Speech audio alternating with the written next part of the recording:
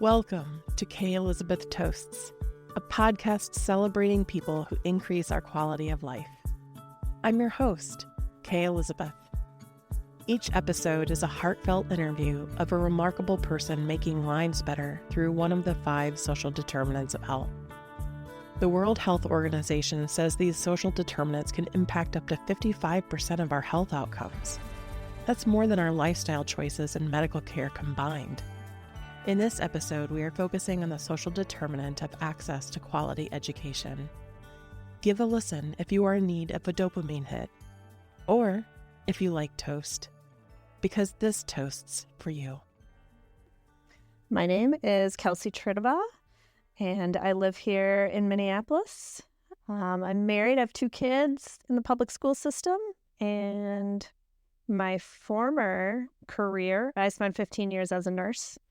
Whoa. So you know all about the social determinants of health and healthcare in general. Yes. Yeah, that's an understatement. Yeah. Fantastic. Where do you want to start? Well, I guess I can start with the library at Anthony Middle School. Awesome. Part of Minneapolis Public Schools here in Southwest Minneapolis. My son Tate, he mentioned something about there not being a library. Like, I was shocked. I couldn't believe that there wouldn't be an operating library. So it led me to emailing the principal, and it quickly morphed into like, how could I help have it be open? So there legitimately was not a library. So there was a library space. Yep. That had books in it. Yep. But it was not open for anyone to check books out. During COVID, they lost funding for that position. I may interchangeably use media specialist and media center with librarian. So they had a media specialist in the role. So the space was there. It was one of few that was air conditioned. So teachers used it. Classes would go in there and sometimes work like at the tables. But they couldn't check out books. And it was very dusty and dirty. Yeah. And the back workroom was just full of old textbooks. And then actually towards the end of that year, the space had to be locked all the time because middle schoolers, sometimes maybe don't go to class, or they want to like hang out with their friends. Yeah. And so even if there were kids who would like to go into a quiet space, like a library, and grab a book off the shelf and read, there wasn't a staff person in there. So for safety reasons, it had to be locked. I just want to take a moment and acknowledge that it's truly mind-blowing to me to imagine that in 8th grade, that kids literally had a locked library that they were not able to get into in school. Yes. Yeah. When we struggle with like reading scores. Wow. The other big role that a media specialist plays, how do you find good sources on the internet? How do you look all this stuff up, even if they're not reading as much physical books anymore? There's like so much knowledge at that level when they're like writing papers or doing research or things. Like, how do they find that? And if they're not learning those skills, that part of it I knew I couldn't fulfill, or that wasn't what I was trying to do. I was just like, how can the doors be open? Like, if I'm a nurse who wants to play librarian, right? What can I do? Yeah. So what did you do? So I just reached out to a big network of parents and was like, here's what I found out. Here's what I think I want to do. And I got a great response of people saying, yes, I will help out. I just said, I think we can make this happen. I don't know how many hours a week. I don't know what we can do. The good thing is it couldn't get any worse than it was. Yeah. What ended up happening was I became an associate educator in Minneapolis Public Schools, working 2 hours per week. The lowest minimum that could be done. And then using those, I ended up putting, 4 times that amount of time into it. Sure. But it allowed me to be like the lead volunteer that had access and then be logged in so that all the other volunteers I corralled could use that. We had a couple days before the school year started where we spent like 6 to 8 hours just elbow greasing all the shelves, re-alphabetizing.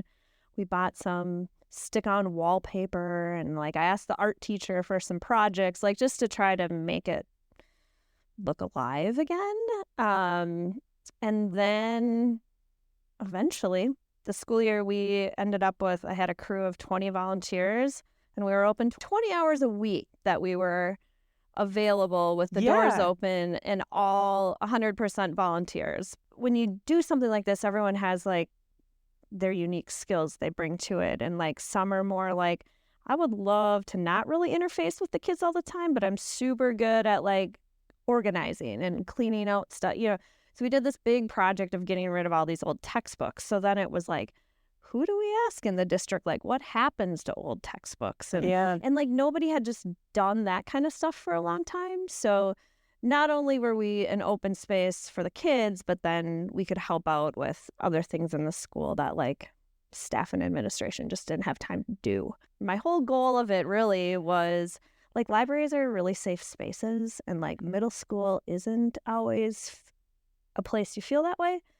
So most of the time I was like, if you can't figure out how to like check something out or how to do it, like write a note on the Post-it note. But if we can just be like another adult in the building that is actually like smiling at a kid or welcoming them in or trying to help them find a book or being like, you probably should go back to class. Like, that's another responsible person that kid got to interact with.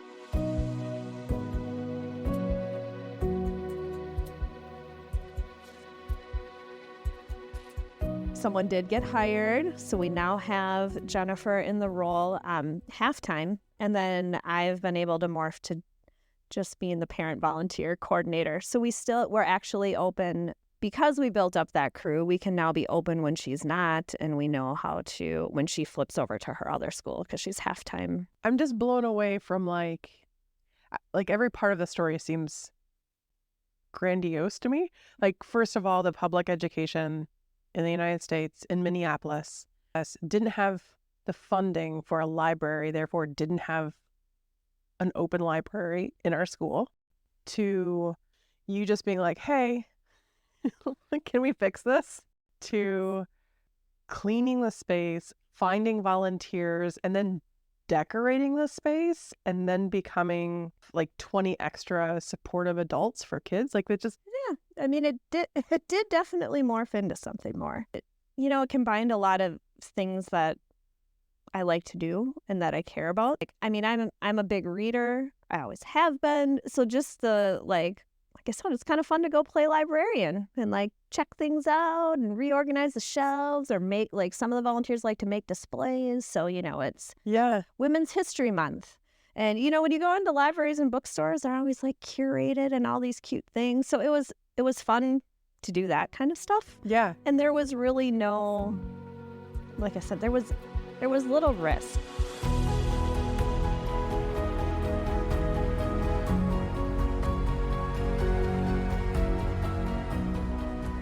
So I'm curious, is there a tie to My Very Own Bed? My Very Own Bed, yes, sorry. Maybe it's tied to my thought that all schools should have a library, but like all kids should have a bed. What is My Very Own Bed? So My Very Own Bed is an organization that was started by Michael Allen. He started it out of his garage, and the whole premise behind it was he worked in like housing services and he was seeing too many kids sleeping on the floor. Mm. So they would get into stable housing after being in shelters or living in extended family homes or whatever their situation. And then they were sleeping with a parent. Mm-hmm. They were sleeping on the floor. They were sleeping on an air mattress. Mm-hmm. And it just really bothered him and he wanted to change that. So he started from his garage, and I think he would deliver 4 beds on a weekend. He's now built it into something that last year, I think 1,600 kids received a brand new bed. And that includes a frame, a new mattress, and then they get a dream kit.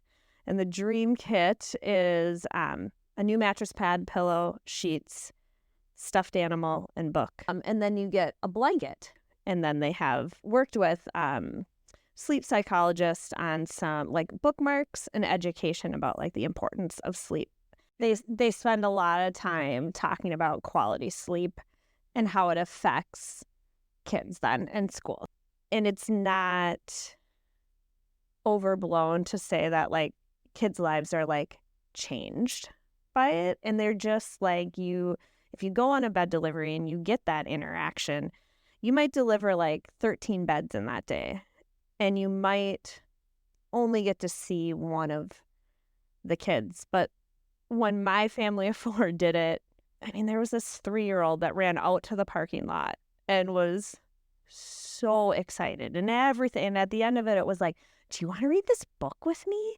And do you want to, like, it is one thing that those kids have that's all theirs and like where they can be. And what's really good too about the organization is like they follow up with the families with like surveys, and they have a lot of data after doing it this long of like increased, grades at school or better behavior or better, different things they can actually like measure some way. But yeah, every Thursday, Friday, and Saturday, they deliver beds to families. The volunteers, so you can sign up for a bed delivery shift. And it's usually like 4 or 5 people that can volunteer at a time. And you physically go to the homes and you carry in the mattress and you carry in the thing and you often like make the bed.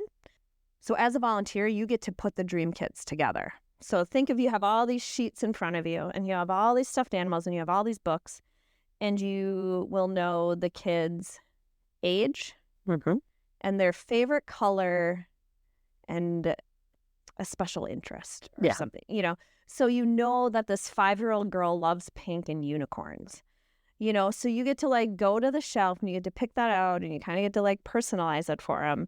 And it's just one of those things where like I know exactly like where my money and my effort are going. They were expanding and they needed someone who was good at organizing, the fleece blankets and the sheets, and to come up with systems that would just sort of help things flow better.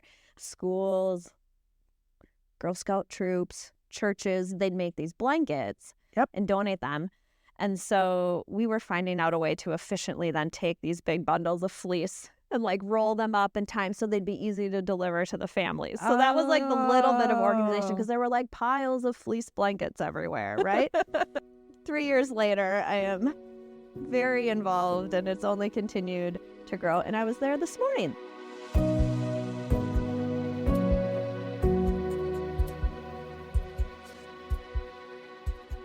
When you talk about like the overarching systems that we can't change, right? Yeah. Like, I mean, we all can like push for more affordable housing, and we can like see the homeless population, and all those things, at least for me, feel very overwhelming. But if you're like, oh, this kid that just got to move into an apartment, like, oh, I can watch the Target ad for when the sheets are going to be on sale, or I can go through my bookshelf and see if I have any books for teens that my kids read once and that are, in okay shape. And it's fun to do drives for them because I think people just relate to it. I feel like there was something there when you said it was fun to do drives.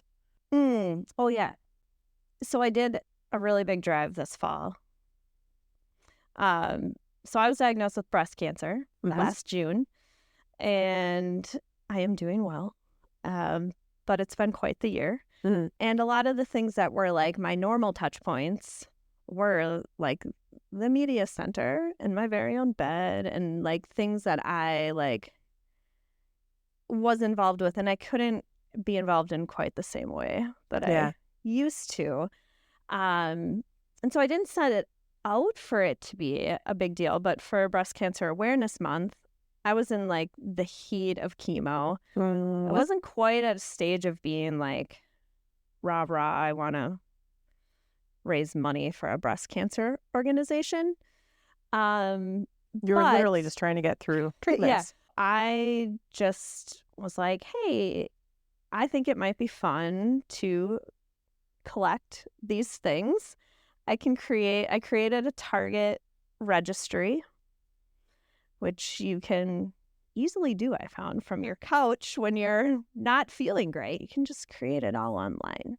And so I just sent that out to, throughout this, I had a big group of people I would send updates to about my health. So I said, I would like to do a drive, and there was a big deal, like a deal, promotion, sale, something going on at Target that I was like, sheets are only like $7 this week or something. Whoa. So I'm like, I'm creating this registry. You can ship it to me because my address is on the registry, or you can drop it off. Not only did the registry, did I have to just keep upping it, over 100 sets of sheets. Whoa. Over, 25 mattress pads and this many pillows. It took 3 vehicles to get all our stuff there. And I got nearly $2,000 that people said, here's some money, go buy some more sheets and some more mattress pads. Wow. And it was the coolest thing, because I think, again, one, it's a cause that people can relate to. 2, when you're going through something, everyone wants to bring you a meal or drive you somewhere or help, because we all feel helpless. And so it had multiple effects.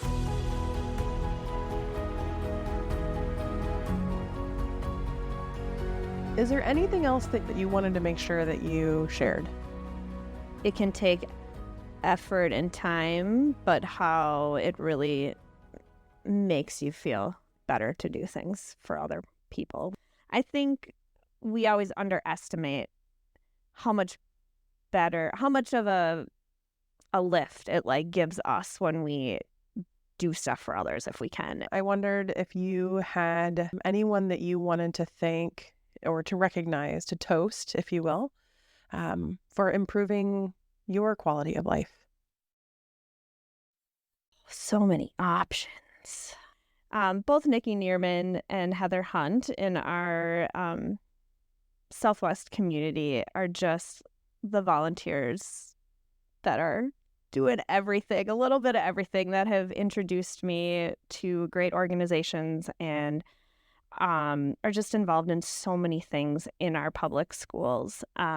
So I just would like to say that to them. And then my parent, I think you don't learn how to volunteer without good examples. And both my parents have always been very involved in their communities. And I just think of everything from having a friend in the nursing home who needs rides to a clinic. And I shouldn't even say a friend, someone who is an acquaintance of someone else and they hear how they can help, or being a part of a booster club, or helping on the church board, or volunteering at things. So I think that was really instilled in me from a young age.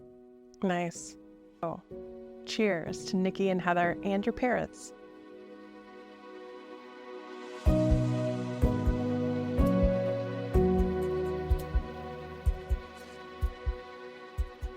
For keeping your ears open to recognize when there is need, to not turning your eyes away when you see it, but rather stepping up, for being willing to go into that space where you don't know what you can provide. So stepping into that gray area and being willing to explore, being willing to bring other people in so that they also can feel that lift, for organizing, whether that be timesheets and people, or the fleece blankets, for organizing so that people can give in the way that they best give. Mm-hmm.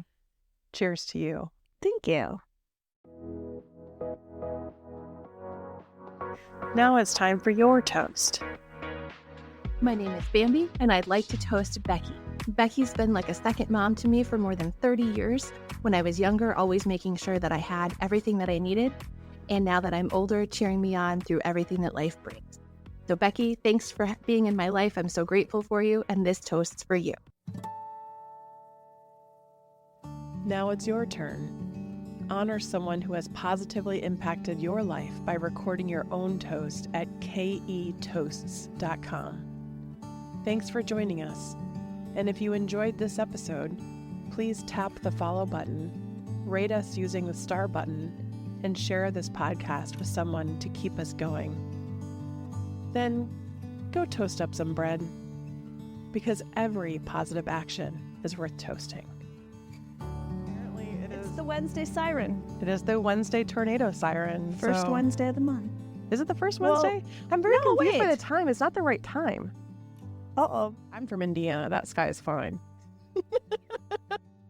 I'm just imagining that many sets of sheets and mattress pads and I don't think the delivery guys loved me. There were so many. My kids at one point created like a stuffed animal news network. what? That is an amazing story that I would like to hear more about, please. They created like a presidential election between the stuffed animals, and they like interviewed them. There's no bad weather. There is no bad weather. There's so many new books now, and like the kids are. Your eyes just It's so totally fun. sparkled Yeah, when you were said it's so all the fun. new books.